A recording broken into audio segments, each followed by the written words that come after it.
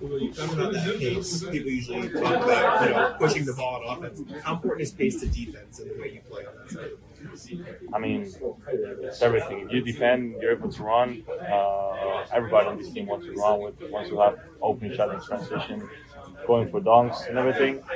I mean, that's what we're looking for. So as soon as we have the defense up there, we are able to run, we're going to be really, really dangerous.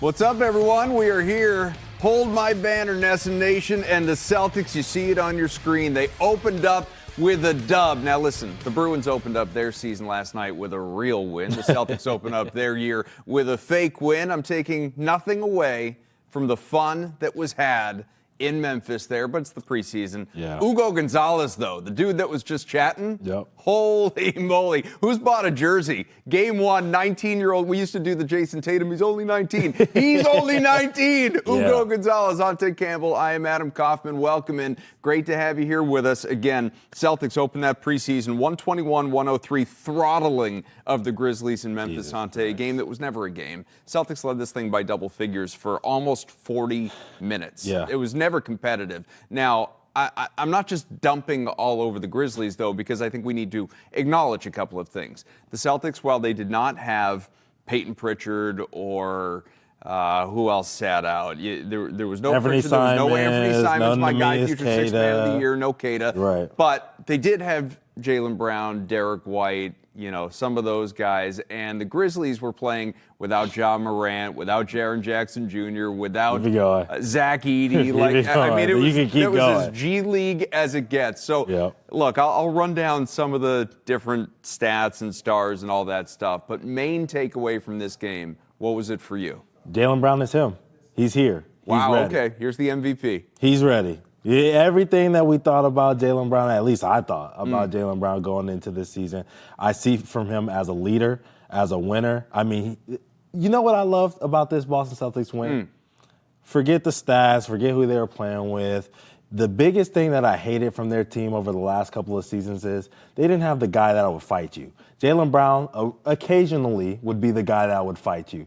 Seeing Chris Boucher go in there and grab P.J. Hall after Hugo Gonzalez got wrapped up and tangled up with him for a little bit inspired me so much that this team is going to be the team that just has the grit that the Boston Celtics are known for. And so I am super ecstatic to watch every single game just based off that. It's only been a couple of years since Boucher had that hold me back moment with Joe Mazzulla. Right. Don't forget. Right. Obviously, these guys have been in the same locker room now. I think we need to highlight because we talked about this in previewing the season and, opened up our last show here again on Nesson Nation with Jaylen Brown talking about how they're going to play so much faster. He doesn't feel like he's on a basketball team anymore. He's on a track team, all this stuff. Well, I'll tell you what. I was a little skeptical going in. I know it's not the regular season yet, so rosters are not what they're going to be, for those games and all of it. But as far as the first preseason goes, are you aware the Celtics played at a pace of 106. Okay. 106. Now, you may be out there going, all right, well, what does that mean? Put that in the context for us. Okay, well, the last time the Celtics, during the era of the Jays, Jaylen Brown and Jason Tatum, the highest pace that this team ever played at over the course of a full season was 100.4 during the 2018-2019 season. They were at 106 last night. The Oklahoma City Thunder, you think they played a pretty fast game last season? Relatively. Indiana Pacers, relatively fast game last season. Okay, well, they finished the year just north of 100, not even 101. Wow. The Celtics were 106. Now, I don't know if this is sustainable, but holy crap, they were moving out there. Yeah. That was up-tempo just as promised. And it has to do a lot with the guy that we heard off the top. Hugo came in and immediately energy, because that starting lineup that he rolled out originally, I was a little like, Well, Joe even said before the game, this means nothing. Right. He's like, I'm going to save you the time. For anyone that wants to read into rotations and who's starting and any of this nonsense, doesn't matter. Yeah. We're just playing around. Don't waste your time. Yeah, but seeing Hugo come in, seeing Josh Minott come in and for stretches and really ramp this game up and speed those guys up defensively and be just disruptive all over the floor. even Luka Garza, you told me, you were like, hey, watch out for Luka Garza. This dude is leading. He has some high offensive rebounding capabilities. He could come in the game and do some things. He came in off the bench, immediately grabbed offensive rebound, swung it out to Sam Hauser, 3-ball. So he's coming in and changing and affecting the game and getting this team to speed up just a little bit. So even the guys who you're not expecting to speed up the game are playing at a high pace, and the guys we definitely are doing that at an even higher level than we thought they were capable of doing. So I'm excited, man. They got me speeding up. I'm ready to go and run out there, man. One of the big questions I had about this team, continue to have, because it's been one preseason game, is really less about the players, more about Joe Mazzulla. Yes. Mazzulla over the last couple of years, because one, it's the way his brain has gone, what the coaching staff has decided, but it's also they've had the personnel to support it, is this killer whale, high offensive output, three-point volume offense. Last year, they led the NBA like all time. This was an NBA record. 48.3 three-point attempts per game. Yeah. It drove people nuts. People that don't like this new era of the NBA and all the three-point shots and all of it drove people crazy. 48 threes per game. Yeah. So I wondered coming into the year, is this going to look different? Is Mazzulla, given the fact that he's lost a lot of shooting, right? Like, Tatum, at least for right now, is unavailable. Porzingis is gone. Drew is gone. Horford is gone. Not that Cornette was this big three-point threat, but you know what I mean? They lost, in terms of the perimeter, a lot of guys are gone. So Mazzulla's going to have to get creative. He's going to have to do things a little bit differently. He's going to have to coach a little differently, stylistically, all of it. Game 1 of the preseason. How many threes do you think they put up last night? It felt like 50. 53. Whew. Nothing's changed. Not a damn thing has changed. Joe Mazzulla, this is hold my banner. Joe Mazzulla is holding my beer. Right. This. You think we shot a lot of threes last year? You think we lost a lot of shooters last year? Just wait. This is what we're going to do. So, look, it was a blowout win, but did that bug you? Did you mind it all? The thing about it, I guess what I minded about the three-point output, I wasn't really too focused on that. I think individually there were some places where I was like, this guy probably shouldn't be hoisting them up. When I saw Josh Minott 0 for 5. Pull up for those threes and some of them were hitting the backboard immediately, I was like, okay, you haven't been a guy that shot more than 1 3 a game, really, over your entire career. So coming into this game, I know he's getting a lot more minutes than he's gotten over his entire career, but shooting 5, and when the first one hits the backboard, I'm like, maybe slow it down just a little bit. Another guy, Baylor Shireman. Look, I understand Baylor Shireman is supposed to be this shooter. He was supposed to be this guy who was coming in who had this savvy about him. He could get guys open, make the one more pass. Also, obviously, the big part of his game was supposed to be stretching the floor. Whatever he has right now going on with his shooting touch as a whole, from the floaters that I see him throwing up that are incredibly short to the threes, just wide open ones that he should. 9 threes in 21 minutes. And it's not going in. I don't know what's going on with him right now and his shot diet and who he thinks he's going to be on this team, but it's not what he's doing put that right on the now. coaching. Yeah. I don't think he's just doing that. I think he's being told to do Yeah, and I think you're right that he's being told to do it. But I think at a certain point, right, they're not going to be playing the G League Grizzlies, right? They are going to be playing real NBA competition. And there are going to be times where we don't have the Tatum to bail us out at third quarters. We don't have, Drew Holiday to walk the ball down and say, hey, man, we need a basket, go do this, this, and that. We don't have the Al Horford who's going to stick the clutch 3 in the corner. We just don't have that. So we can't have a quarter thrown away because Baylor Shireman, like he did in the third quarter of last night's game, wants to get up 10 shots, and we're like, what was that? He was 1 for 10 in this quarter. I'm not saying that's exactly what he was, but, that's what it felt like. So he can't come in and drain energy by just jacking up shot after shot after shot. Eventually, any coach, even a smart coach or a dumb coach or however you feel about Joe Mazzulla, will figure out like, all right, man, we need to go in a different direction, and it's not going to be you. Shireman, 13 points, 21 minutes, 3 of 13 shooting, 3 of 9 from 3, 5 rebounds, which is it's solid. It's 20 minutes. Had a couple steals as well. He was a little frisky. I want to spend the next little bit here going couple minutes per guy on what we saw last night for a range of dudes who put up numbers. Okay. Let's start with your guy. Your big takeaway was Jaylen Brown, is him. Yeah. We talked a lot on the last show about Jaylen Brown and expectations for the team, and they were wide-ranging. You gave us he's going to be top 5 in MVP. Right. I gave you Bold takes. Yeah, bold takes. Bold takes. Bold takes. Yeah, these are decisively bold takes. Decisively bold takes. But I gave you, equally bold in a very different way, he's not even going to lead this team in scoring. Yes. That was my take. All right, so we see 21 points. He didn't play the second half, Right. mind you. 21 points, plus 15 in his 20 minutes. Shot the ball pretty efficiently to start, and then it tailed off because he went 4 of 4 at the beginning. Yep. Finished 6 of 14 overall. 3 of 6 from 3. Love this category. 6 of 8 from the free throw line. Yeah. He was aggressive. He was getting to the line, strong mid-range play, creating opportunities, separation, getting to the charity stripe, all that stuff. There's one thing I didn't really love. I'm not going to judge him on it, but I do want to point it out because I said to you, going away with some of the points comes playmaking. Yes. Like I think he's going to average whatever 22, 23 points a game, not lead this team in scoring, but man, watch out for a career high in assists, 5 dimes a game, something like that. Right. He had 0 assists Right. in that first half yesterday. Was that too much attacking? Do you want to see a little more distribution? No, I think that's personnel based. You know what I mean? That's him going out there and establishing that he is going to be this offensive force, scoring wise, that everyone expects him to be because, yes, Tatum is a great facilitator, but his scoring will definitely be missed, right? When you have a 1A and a 1B to play off of, and that's now gone, Jaylen Brown has to establish himself as a guy who can put the ball in the basket and will do so. The issue that I have with the personnel that was surrounding him is just like, who is he going to pass to? You know what I mean? Like you said, Chris Boucher was out there. He's figuring it out. What was he, 1 for 6 from 3 last night or something? 1 for 6, yeah, 11 points. Derek White, who did have a good game, but we'll get to him. 2 for 9. You know what I'm saying? Sam Hauser is not really a starter.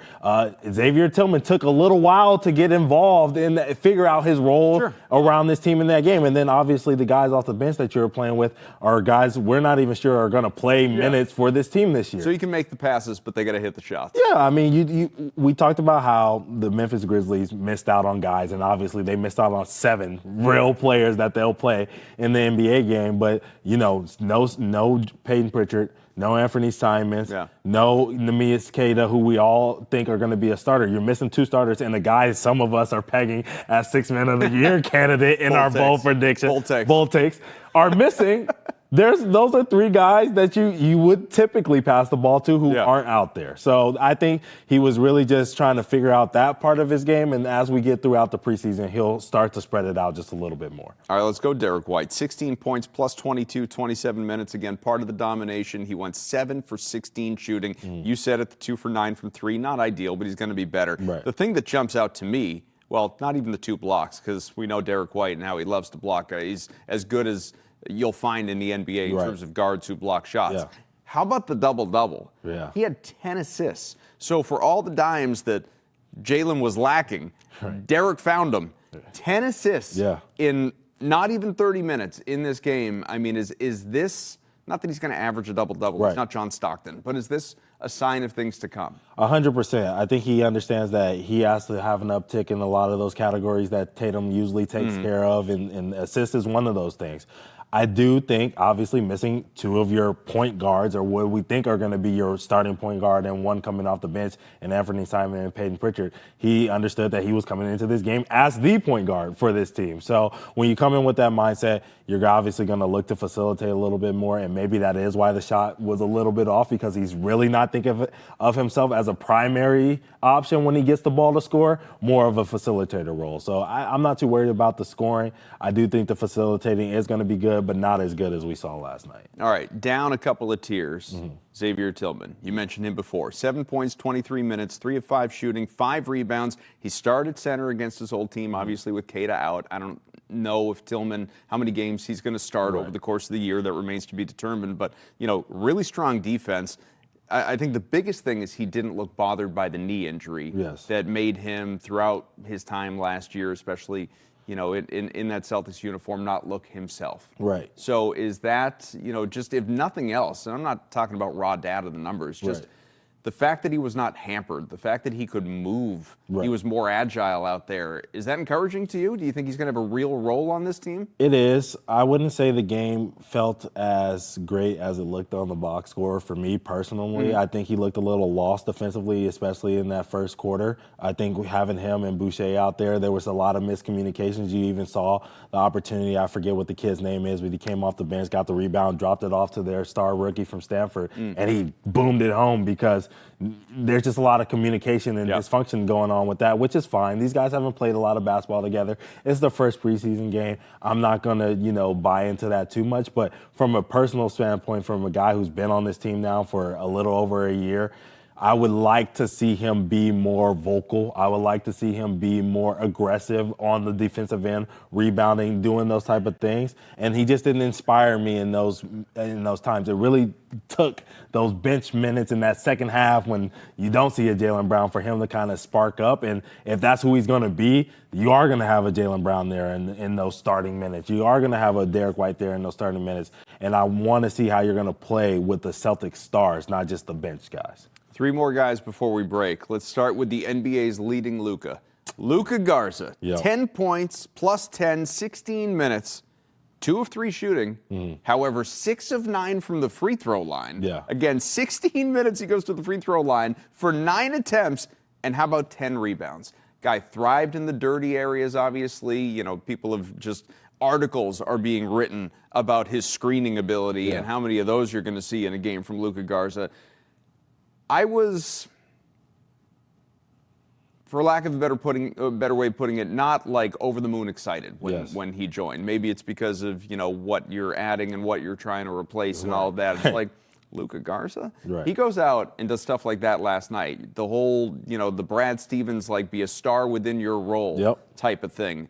If we get nights like this more often than not from Luka Garza, people are going to love this kid. I think I tweeted last night that his jersey is going to sell numbers, and I'll stamp it. At Boston College, his jersey and frat houses are going to do crazy numbers because this dude comes in and, he looks like he belongs in the frat house. And he probably has the athleticism of some of those guys that are sitting in the frat house right now. But like you said, offensive rebounds, defensive rebounds. He brought a defensive intensity. He spread the ball out. He made the floaters and the weird. He even hit you with the Pinoy step.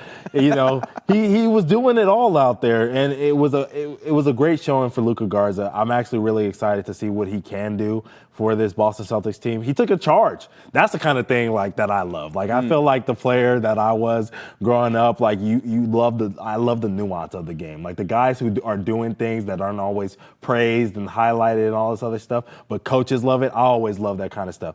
Taking a charge in 2025 in the NBA, absolutely insane. Who do you think he is? Jalen Brunson? Kyle Lowry? Somewhere Marcus Smart smiles, right? So it was exciting to see him. I hope that he can continue to build off of this, obviously playing against the G League Grizzlies, but, it was a big moment for Luka Garza for sure. All right, Josh Minott. Yes. Young veteran, you'll say. A couple years in Minnesota. Right. Didn't really have a role there. Deep team. Has an opportunity in Boston. There's no doubt about it. 8 points, 26 minutes, 4 of 9 shooting. Like you said, not great from 3. 0 for 5.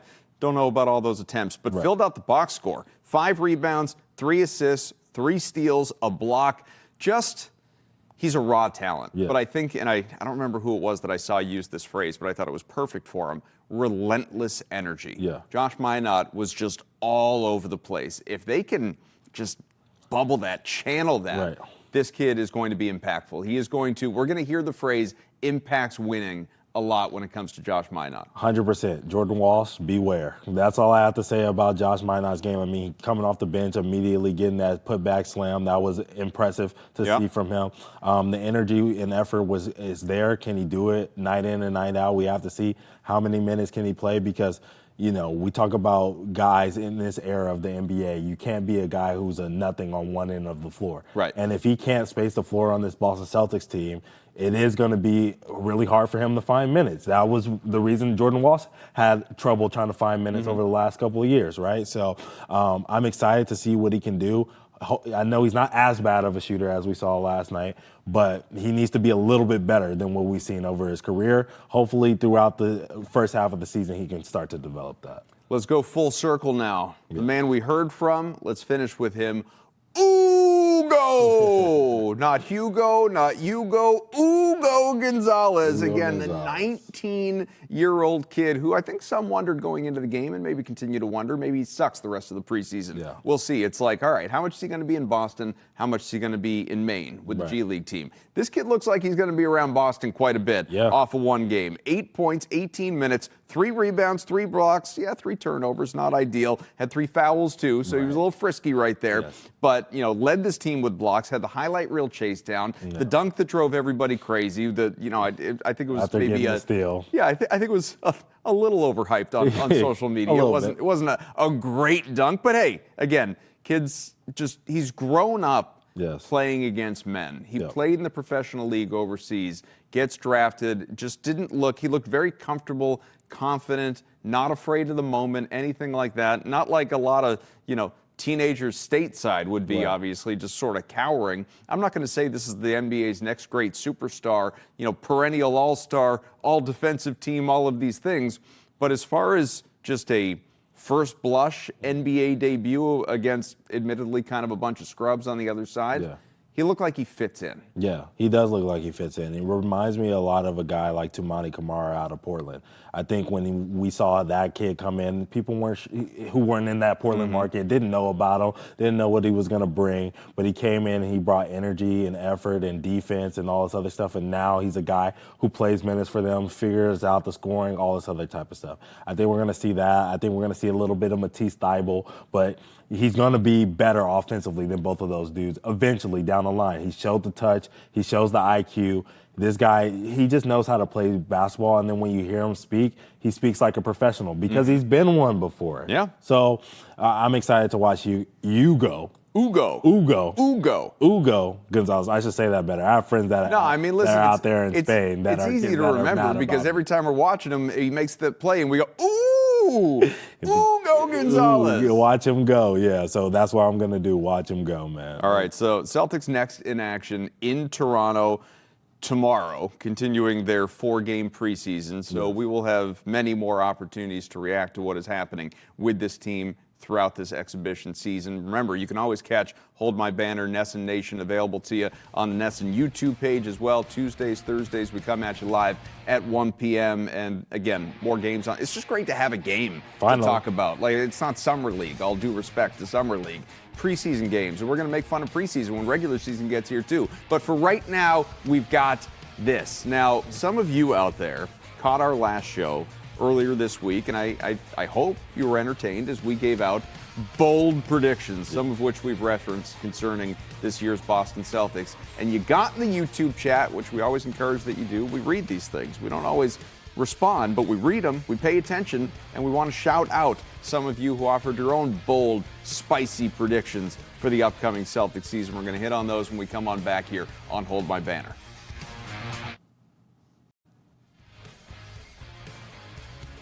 All right, welcome back. It is Hold My Banner here on Nesson Nation. And as I said, we pay attention to what you guys say in the YouTube chat or on Twitter or wherever you want to get at us. Please do, because we love to hear your thoughts on the Boston Celtics. And you can be part of the show as well. If you call the Nesson Vodcast hotline, specifically tell us you want Ountae, you want me, you want Hold My Banner. 617-790-0928. You can leave a question, a comment, whatever it is. Just tell us how you're feeling about this Celtics team. Maybe you saw something last night in that game. Like maybe your takeaway from that game was, I thought we were going to see Anthony Simons. Why didn't he play? Hey. Don't worry, he's going to play. Someone else is going to sit. Simons and Pritchard may start together in the next game. We'll see. I don't know what it's going to look like. Joe's messing around. He's playing with us. He's taken 53 three-pointers in a preseason game. This lunatic. But let's get to some of these questions and comments here. From Winwood Completist. It is truly unbelievable to even contemplate trading a conference finals MVP, both those, conference and finals MVP, at his peak. It's shocking. This is coming from us having Spot Track's Keith Smith on with us on the last show. And we asked Keith about just sort of the financial elements to building the next contender for the Boston Celtics and chasing banner 19. And this was no slight on Jason. This is just on Jaylen, pardon me. This is no math. It's just math. Does it make sense to have two guys making 35% of your cap apiece on the roster versus getting rid of one of them, and we know which one it would be between the two, and ultimately trying to bring in rotation guys who make less money, but collectively you're trying to, as you know, Brad Pitt a la Billy Bean in Moneyball, you're trying to replace him in the aggregate, right? Exactly. Well, look, I don't want to replace Jaylen Brown. I don't want to replace him in the aggregate. I don't want him gone, but nevertheless, it was brought up by Keith. It's been brought up by a number of different people. Right. So I will ask you what our commenter wants to know. Does it make any sense to even justify, to entertain this conversation, Ountae? I feel like people don't believe me when I say this, but I'm not in the camp of trading Jaylen Brown.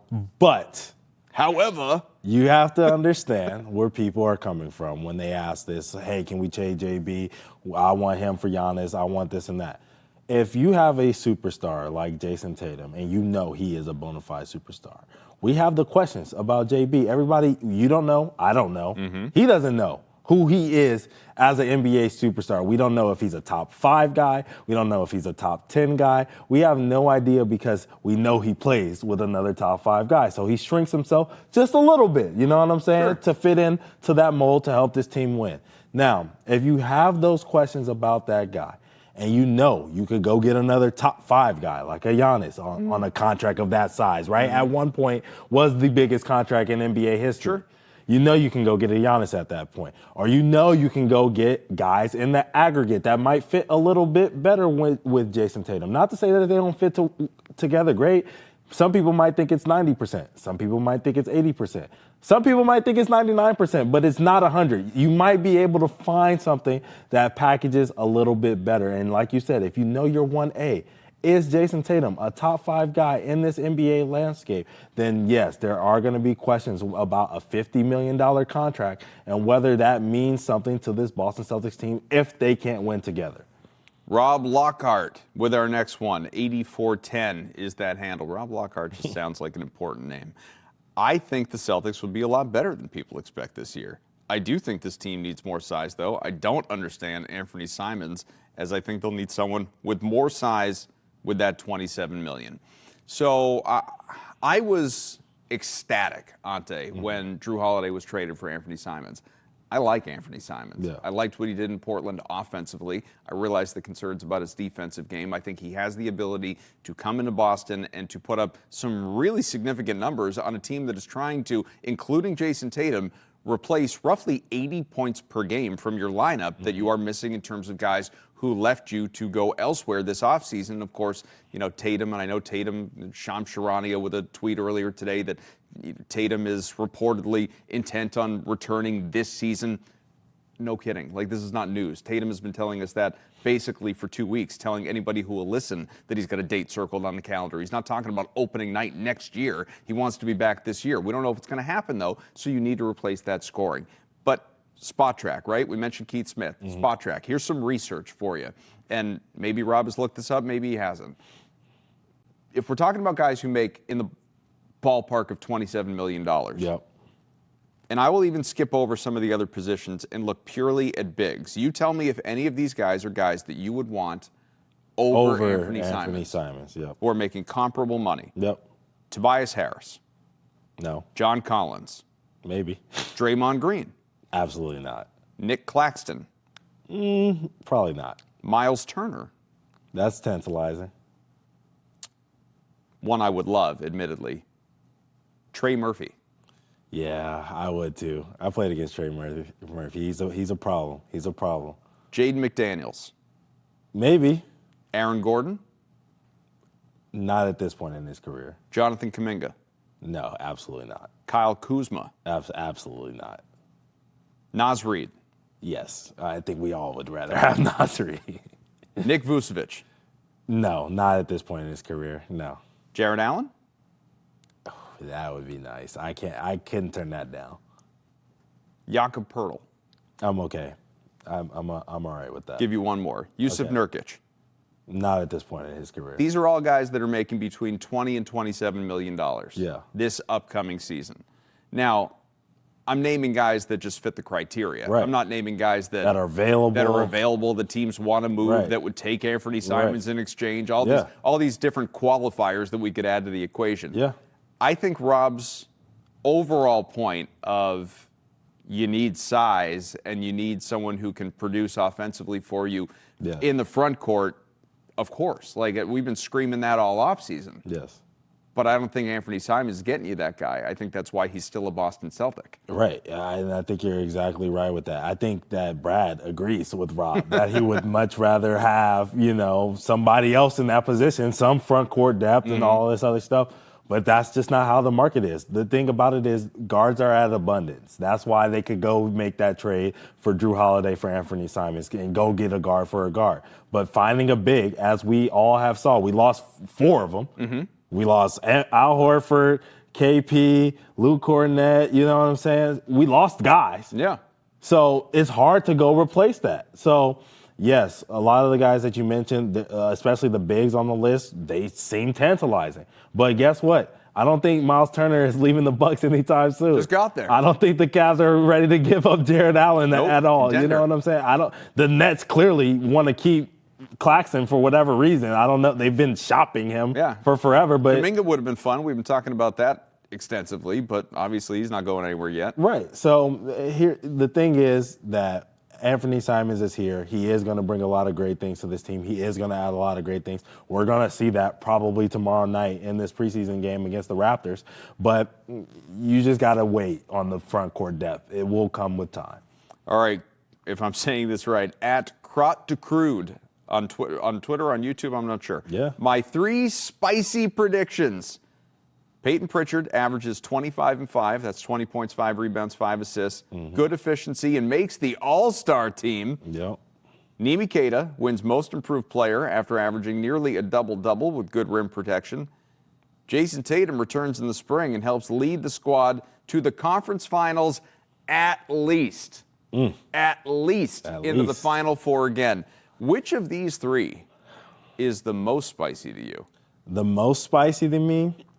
I think it's Peyton Pritchard getting into an All-Star game. Yeah, I cannot foresee that happening, especially with 25 and 5 being the third option on this team. Like, I think we all know that Jaylen Brown should, if he's healthy, make an All-Star game. And then on top of that, we all think that Derek White has a chance, maybe a little bit of an outside chance, but a chance to make an All-Star appearance this year for the Boston Celtics. You're telling me that the Boston Celtics are, even if they're a 4 seed, maybe even if they're a 3 seed, are going to get 3 All-Stars in the NBA in this Eastern Conference? I don't foresee the voters choosing that. I don't foresee the coaches giving Boston that much respect. We saw a Cavaliers team not even get 3 guys in last year when they were really going into the All-Star break. I can't foresee the Boston Celtics getting that kind of nod. You know, it's funny, and this is such a homer take for me. Yeah. I feel like Tatum returning in the spring and helping to lead the squad to the conference finals at least is actually the least spicy of these. Oh, me too. 100%. I'm right there with you. The East is open, man. Right. It's open for business. I'm right there with you. It was one of my bold takes that I put out, that the team was going to make it to the Eastern Conference Finals during that episode. So I'm right there with you. Especially after watching them play, I don't know. I'm overreacting a little bit, but I'm starting to like that. And then, the Keita one is probably second. You know what I mean? Spicy is just because, Keita being an elite rim protector and averaging a double-double means that he has to play those kind of minutes. You know what I mean? And we all expect him, especially off of Eurobasket and Portugal and all that. Yeah. We all think he's going to be a lot better. Right. No question he's going to have the role. Yeah. But he's got to continue to earn it and stay on the floor. Because if things do go south on him and he doesn't look as he did in international play, Joe is going to sit him and go with somebody else. Right, and then you saw the minutes where Boucher played at the 5 last night a little bit, and those looked pretty good. And obviously having Luka Garza in at the 5 last night looked pretty good. So if those guys are continuing to play good minutes at the 5 for the Celtics, Joe's not dumb. He's going to allow them to get at least half the spread that, Kate is getting. So it might be an outside shot for that one. But I understand. It's just spicy takes as well. We're not going to crop the crew. No. We're not judging your takes. You're right. We're just responding to your takes. Lord knows the half dozen that we gave you in the last show, you could judge. So we get it. Again, call the Nesson Vodcast hotline. The phone number for you is 617-790. It's on your screen. That's why it's on your screen. 0928. 617-790-0928. Leave a question, leave a comment, post them on YouTube, on Twitter, wherever. You got to shout out Hold My Banner, though, so that we know you're looking for us specifically. Because, listen, there's a lot of great podcasts, vodcasts. There's, Boston has entered the chat. Awesome show in the mornings. But if you leave a voicemail and you're just talking about the Celtics, they may use it. They're going to steal it. They're going to take it. So you got to say, no. This is for Hold My Banner. This is for Ountae. This is for Adam. We want to hear you here so that we can react to you and give you your time, obviously. So, yeah, it is interesting. I guess something you brought up before we hit the break, though, because I do think some people, I'm not even saying media members, I think it's like overzealous fans who are just excited that basketball's coming or that it's here, are going to fall into maybe some of that overreaction category off of what we saw last night. Yes. I will remind people it was a very scrubby lineup for Memphis. 100%. And obviously Boston was missing, arguably 2 starters and 3 rotation guys. Right.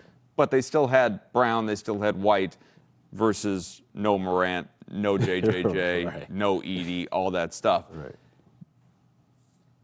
Anything from last night's game that we could take that does not fall into the, oh my God, they won, it was a total blowout overreaction category that's just like, yeah, hell yeah. Like, this is a positive happening right away, and they're going to take this into the next one, into the season too. Yeah, I think the speed, like you said, the speed and the defense and the flying around, I think that's going to translate all season. They're going to need it because they understand that they're playing with a front court that isn't spectacular. Mm-hmm. And when you have that, it's a lot like when Chet went down for the Thunder last year, and then they also lost Hardenstein at the time, and you had Jalen Williams, number 8 Jalen Williams, playing center for that team. They were flying around and doing the things that you're going to do and winning basketball games with 20 rebounds at times. There's probably going to be some times this year that the Boston Celtics are going to try to win basketball games with 25 rebounds, 30 rebounds in the entire NBA game, and they will be able to do that because of the ability to fly around. So that is inspiring going ahead to throughout the season. So there was some conversation earlier about, Jaylen Brown for Giannis Antetokounmpo. Look, that's not going to happen. But it's not as though Giannis isn't interested in leaving Milwaukee. And could he go to the New York Knicks? We spent a little time on that on the last show, and I think this is a story that's going to follow him depending on how things go in Milwaukee. And if you pay attention to the odds makers, if you're curious what Vegas has to say, doesn't think highly of Milwaukee, thinks more highly of your Boston Celtics, significantly so, than it does a Milwaukee Bucks team that is still led by Giannis Antetokounmpo, in large part because of everything that he has around him or a lack thereof. We're going to touch on Giannis's future and a kind of sort of quasi commitment to the Milwaukee Bucks going forward here on Hold My Banner. I'm here. So all the other extra stuff does not matter.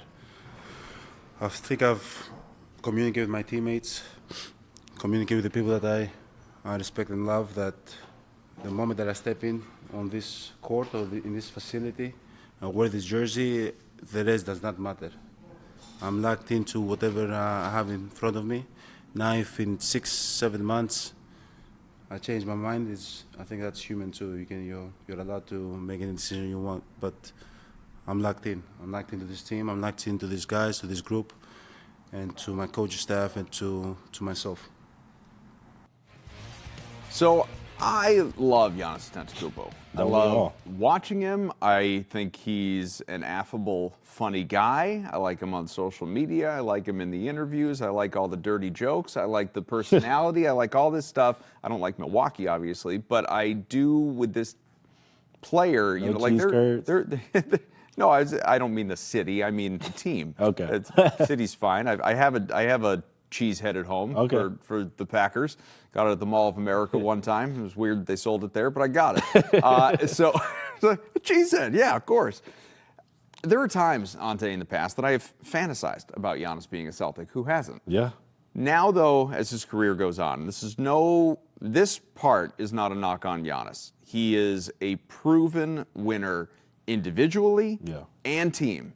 Guy's accomplished just about everything you could hope to accomplish in the NBA, and he still has a bright future ahead of him. The stuff that I don't like, and it's not new, it's not unique to him, it's very much just this era of professional sports, especially the NBA. Yeah, I don't know if I want to be here. Maybe I want to be here. I kind of want to be here. Yeah, I'd think about going there. Yeah, if we don't win enough, I'm gonna consider going somewhere else. Absolutely. Yeah. I mean, Giannis, I'm paraphrasing, but he has basically said as much to reporters. Like, hey, I'm kind of monitoring our future here in Milwaukee, and if it's not great, I'm going to be thinking about playing elsewhere because hell yeah, I want to win. So you fall into like the Kyrie Irving, Kevin Durant, James Harden, some of these different guys over the years. LeBron, who's hopped from team to team, kind of chasing rings to catch up with Jordan and all that stuff. This Milwaukee team is not good. Has an over-under going into the season of 42.5 wins, third in the Central behind Cleveland and Detroit. You look at them in the Eastern Conference, these are Vegas odds. Cleveland, New York, Orlando, Atlanta, Detroit, Boston, Philadelphia, Milwaukee. All those teams ahead of Milwaukee. Consider what the roster looks like under Doc Rivers right now, who I'm not the biggest fan of as a head coach, even though he did win a title here. Around Giannis, you have Kyle Kuzma.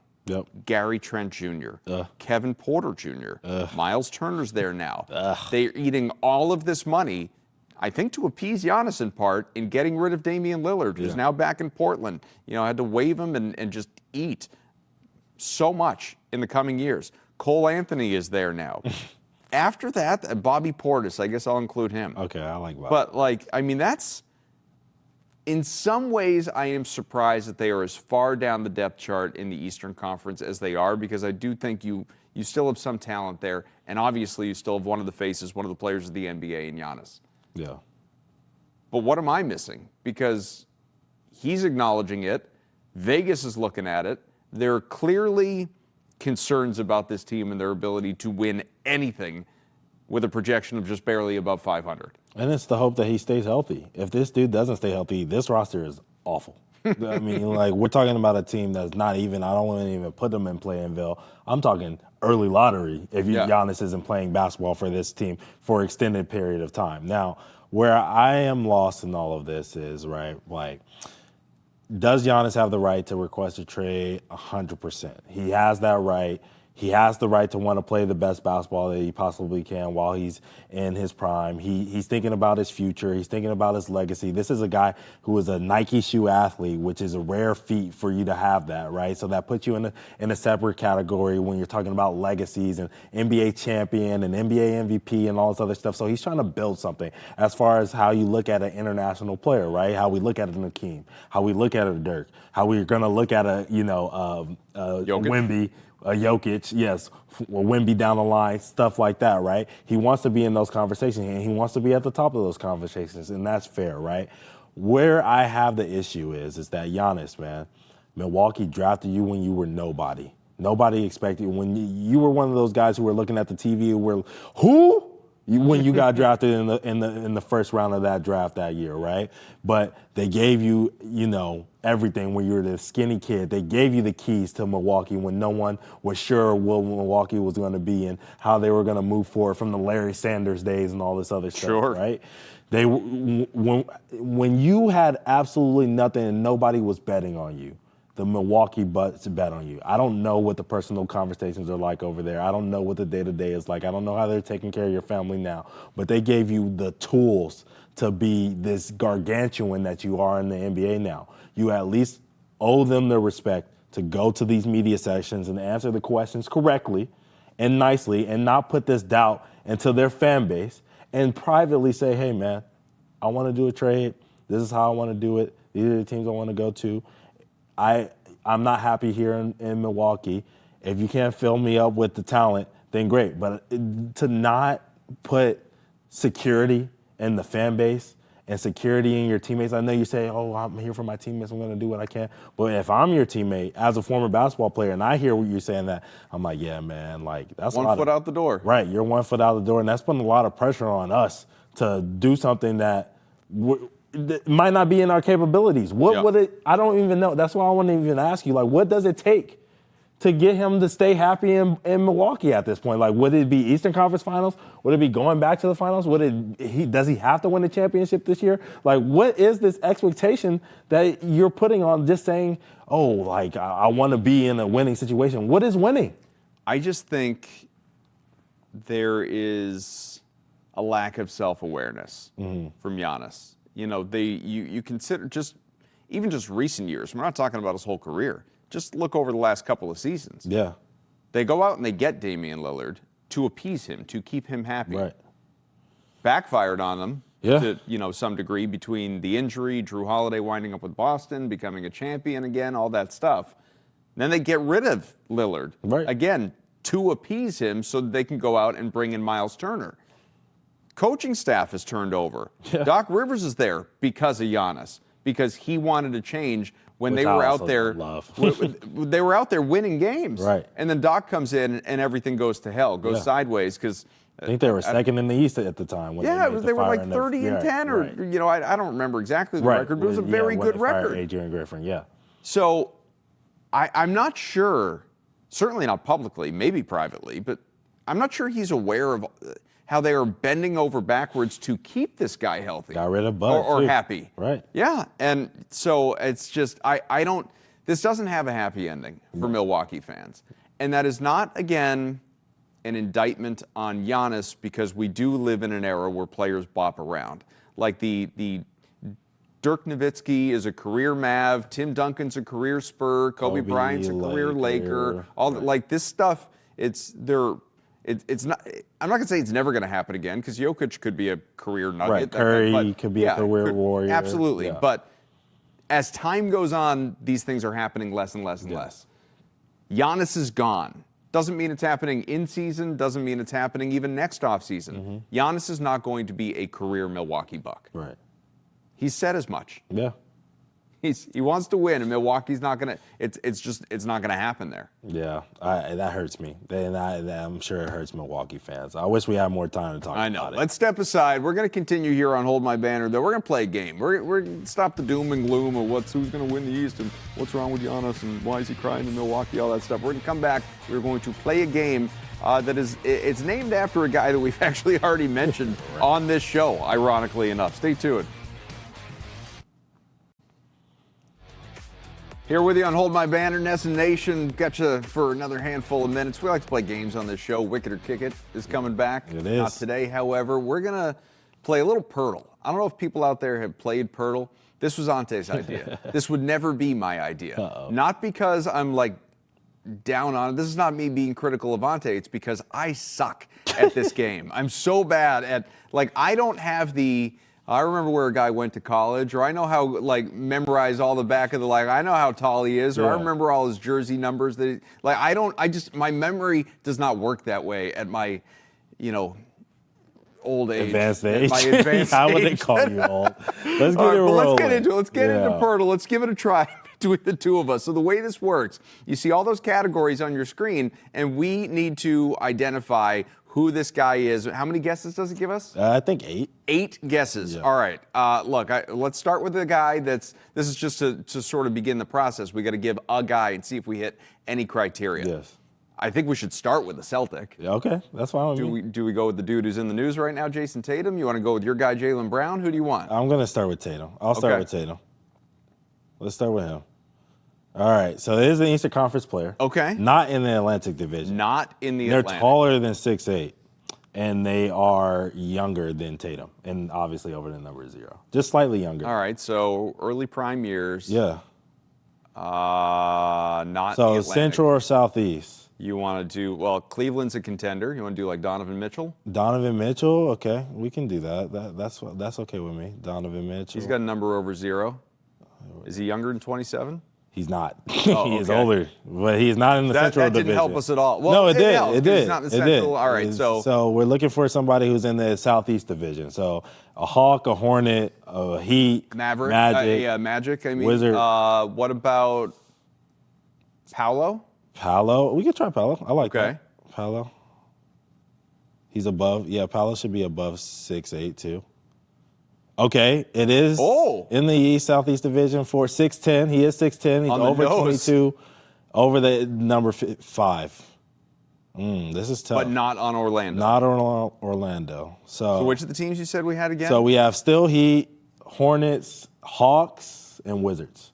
So Hawks, Hornets, Wizards, 6'10", above that age. What about like a Porzingis is too tall. Oneka, a Kongwu? What about him? Kongwu? All right.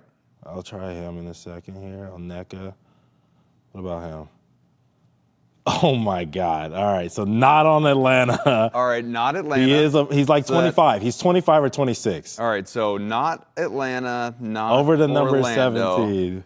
We were running out of time. So Miami, Charlotte, Washington. Yeah, like a Bam? Wendell, We do Bam, like Bam? Bam, or Wendell Carter. That's Bam's what I was probably too thinking. tall. Yeah, what do number Wendell is Carter. Bam? No, Wendell's got to be because the number Wendell Carter. Oh yeah, not Orlando. Oh my God, Wasted guess. Next, near 30, number 35 on another team, on the Hawks or the Hornets or the Wizards. Number 35, Hawks, Hornets. Well, we know Wizards. it's not Bam's number, but do we do Bam just to get us? Well, Bam's not a forward; he's a center. We need a Hawk. We got a minute. We got 1 minute. We got 1 minute, 2 guesses. Not Porzingis, too tall. Said that already. 35, Hawks. Not John. Who's the other big dude in, Hawks, in Hornets. Atlanta? Or you said he's not Atlanta. Yeah, Hawks, Hornets. Wait, what are we down to? Let's see it again. There's no. All right, so no Orlando, Yeah. no Atlanta, Washington. Who's on Washington? I don't want to cheat. I kind of want to cheat. Oh man, We have I 30 don't even know seconds. we're gonna get there, dude. We got to get there. We We got to at least find out who it is. All right, then throw out the guesses. Then I guess Bam. Who do you want to throw out on Washington? Wait, big dude. Marvin Bagley. Bagley. Ah, you got it. Go! Let's go. Southeast Washington. Are you kidding? There you go, man. Always hurt role player Marvin Bagley. Wow. Love it. This has been Hold My Banner. Check us out on YouTube. Nest Nation. We'll see you again soon. Marvin Bagley. We'll be better God. next time. Peace.